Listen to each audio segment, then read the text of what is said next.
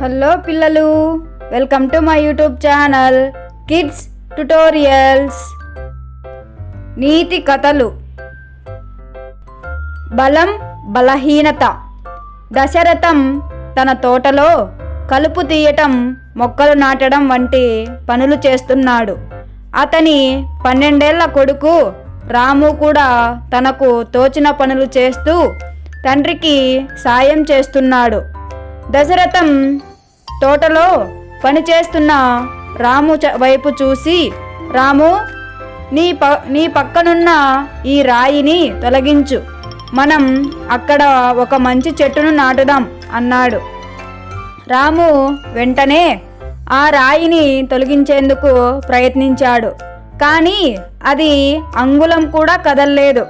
నాన్న, ఈ రాయి చాలా బలంగా తాకుతోంది, పాతుకుపోయింది. దీనిని తొలగించడం నా వల్ల కావట్లేదు, గట్టిగా అరిచాడు రాము.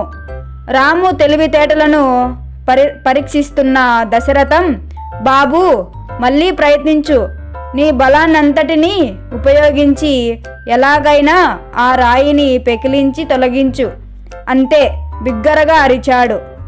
ఎంత బలంగా ప్రయత్నించినా ఆ రాయి కదలకపోవడంతో రాము ఇంకా భరించలేక బిగ్గరగా ఏడవడం మొదలుపెట్టాడు.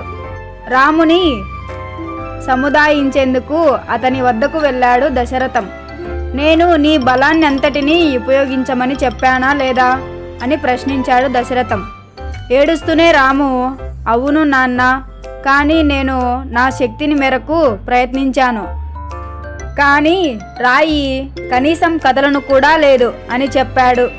కానీ రాము, నీవు నన్ను మర్చిపోయావు నాన్న, నీవు నా సహాయం కోరవచ్చు కదా, నీకు నా బలంలో నన్ను కూడా ఒక బలంగా ఎందుకు అనుకోవు అని తండ్రి అనడంతో రాము కళ్ళు జిగేలున మెరిసి ఏడుపు తానంతటా అదే ఆగిపోయింది.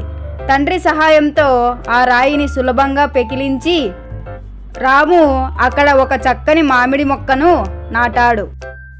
మరిన్ని వీడియోస్ కోసం subscribe to my YouTube channel kids tutorials.